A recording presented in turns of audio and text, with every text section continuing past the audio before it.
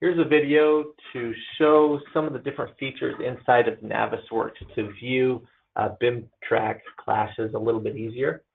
So this is the NWD model that would be pulled down from the FTP site. Some of the menu options that I like to use, first one is the selection tree. It's under the Home tab, and so I'll turn that one on. And it's basically the model tree. It starts out with just the whole NWD model. As you break it down, it then goes into different pieces of the model. This one right here is the Revit, all of the Revit content. And so you can see it's broke down into the MEP, structural, and architectural models. And then we've added some two-dimensional DWG floor plans to help identify the grid lines, room names, numbers, things like that. And then these are all BIMTrack clash spheres, which we'll talk about a little bit later. So that's the selection tree. So I usually just dock it over here to the side. The next item I'll want is the viewpoints. So under the Viewpoint tab, if you click on this arrow here, it brings up a viewpoint box. And this is just different sections of the model to make it easier to see a certain part of the building. So color equals scope just brings the whole building together as one. Then these are different levels of the building. So level equals underground, slices to underground, level 1 floor plan, cuts it just a couple feet off the floor for level 1. Level 1 OH is the level 1 overhead, and then so forth. We got level 2 floor, 2 overhead, 3 floor, 3 overhead, and the roof. So those are our viewpoints, and we'll use those in a minute also. So I'll take those and dock that also over here to the side. The last one is the sets. There is a button somewhere for that. I never remember where it's at. So one way to access all of your menus is if you click on the View tab and then you pick on your windows. Here's a list of all of them. So there's your selection tree and your viewpoints. You could turn them on that way if you wanted.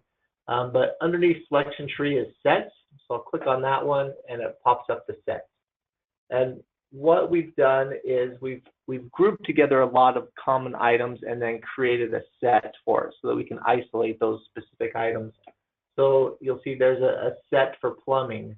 So if you click on plumbing, you'll see in the selection tree everything that's related to plumbing is highlighted.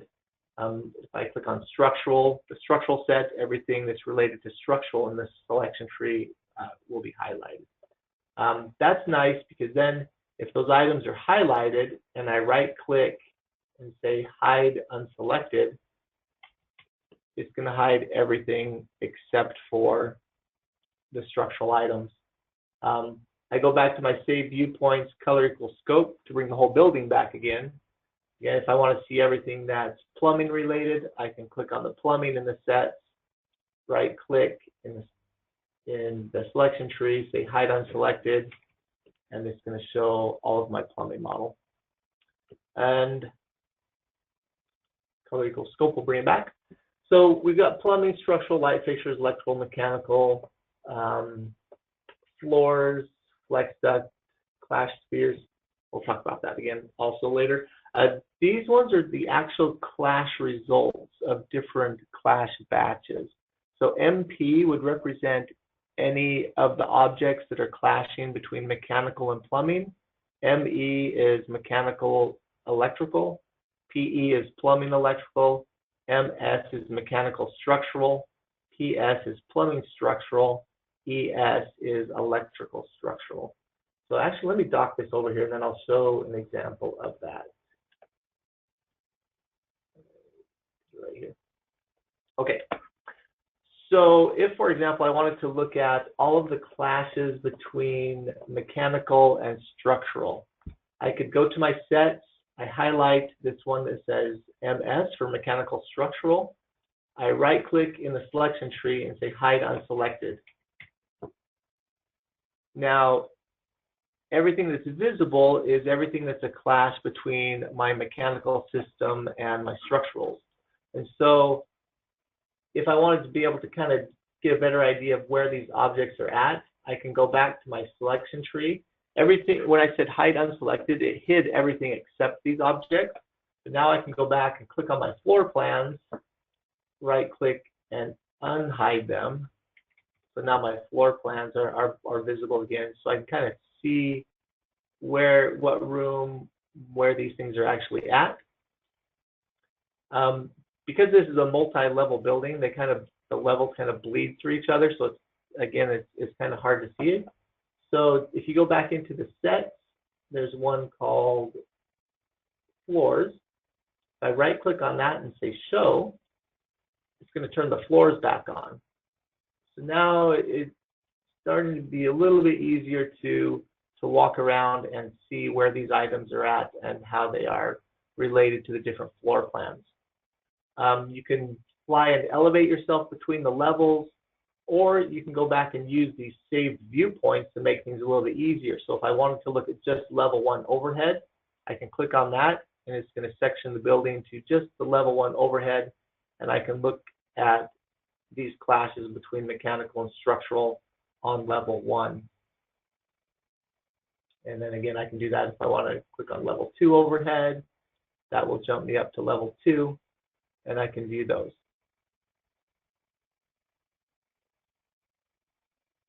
So that's a quick, easy way to kind of get a global look of how clashes are with certain systems. If I want to turn on, maybe also add the plumbing and structural, I can go back to my sets, click on PS, say show, and now all of the plumbing and structural clashes become visible.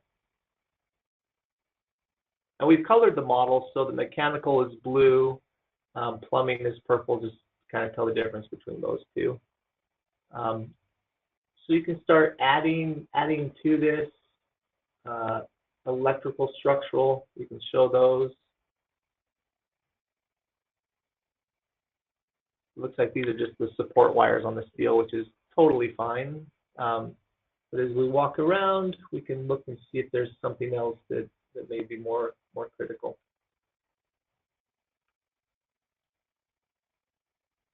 So now we want to tie this to BIMTrack. So if we see a clash here and we want to know which BIMTrack item that is related to, there's actually a clash sphere. That's all of these that we've hidden up here. There's a sphere for each clash in the building. So if I go back to my sets under clash spheres and I say show, all of these spheres are going to show up, and it's going to show even though the clashes that are still hidden, it's still going to show the sphere for those. I wish we could isolate those a little bit easier, but for this example, it's just going to show everything. So if we're looking at this clash and we determined that this was something that we wanted to flag, something we want to assign to somebody, let me get my BIMTrack toolbar. We'd click on our BIMTrack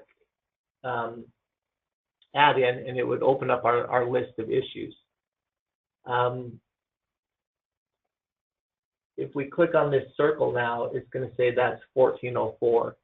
So we know that that is item 1404. Of course, it would be one at the bottom of the list.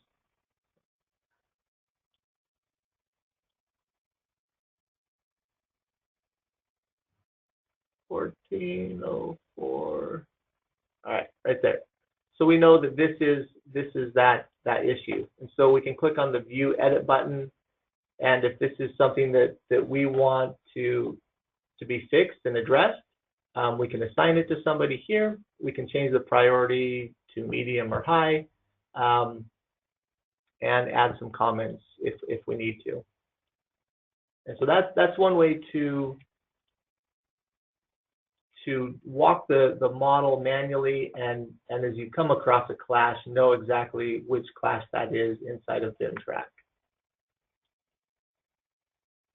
This one where we see the duct into the steel, we can click on that sphere and see that that's number 1430. Go back up, 1430, it's right here. Now this list right now, there are 368, and so we would have to keep clicking through to get to them.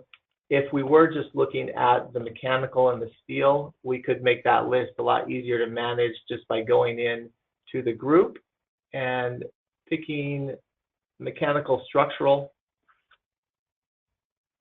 hitting apply. Now there's only 35 on the list. So then when we click on a circle and we see that that's item 1292, it's going to be a lot easier to find it in the list because the list is a lot shorter to filter through. Now, sometimes looking at this, you want to see what the rest of the building looks like around these classes. It's a lot easier to see just like this without everything, but maybe you want to see what the continuation of that duct looked like. You want to see what the room looked like. You can go to scope, and one thing that we've done is we'll go in and change the transparency on the building. Make the whole building transparent. And now we want to look at those mechanical structural classes again. So I select my mechanical and structural in my sets, and then right click on the items that are highlighted up here in my selection tree, override transparency, and turn those back to opaque. Now everything in the building is transparent except for the things that are my mechanical and structural clashes. So now as we walk around the building, it is a little bit more convoluted, but you can get a better feel of what the rooms look like, what the geometry looks like. So when we see these clashes, we get a better idea kind of where we're at and what's working around them. So that's just another way to view the model, is by turning everything else transparent and then turning the items that you want to look at a little less transparent, more opaque. And then again, you click on the flash bubble, see that's item 1288, go to that in the list and assign it to someone, add comments or whatever. All right, so that's using kind of just the tools inside of Navisworks, and then using those items in the selection tree to jump back to BIMTrack. If you wanted to use just BIMTrack to look at items, you can do that. Sometimes it's not as user-friendly, but of course the first option is view and model. So when you click on that, it should jump you right to that item. The problem is sometimes it's buried under other things, and so you may have to start hiding things to. Oops, let me turn back on. View and model.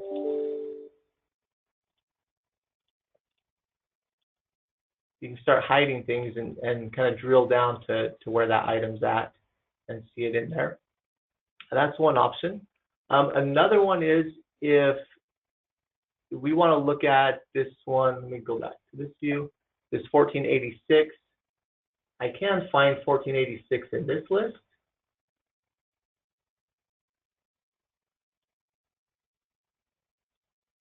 Click on it, so that's going to highlight the circle that's related to 1486. If I go to my Viewpoint tab, there's a zoom option. If I say zoom selected, it's going to zoom me right to that sphere in the model. So that's another way to kind of jump to an item, is just by using that zoom selected once you know the number. Other options in here, if you right click, you can say isolate elements.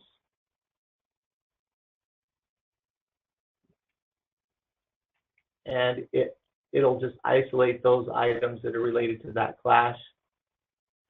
I don't know if that's really useful because you can't really see anything else around it. You really don't know where you're at, but it does make a lot cleaner view of those items.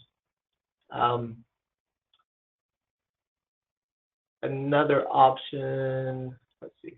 Another option is to in your BIMTrack settings, you can say force the section box around the elements. If you turn that box on and hit save, then when you say view and model, it's going to take a second, and it's actually going to create a section box around that class. So that's a little more useful. Kind of gives you more items there. You can then go in your section tools, turn on your scale, and then drag that, bigger or smaller if you wanted to get more of the building in the picture.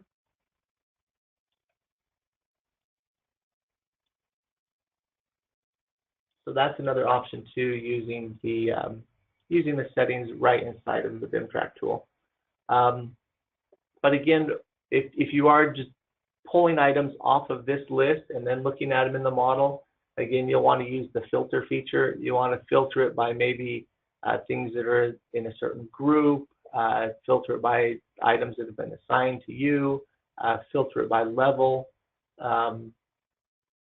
filter it by the creation date. You can use a lot of these filters to make this list as small as possible to make it more manageable. You can filter it by priority, so if things have been set to a higher priority, you can filter it for those first. But those are some quick steps on how to view some of the items, the BIMTrack items inside of Navisworks.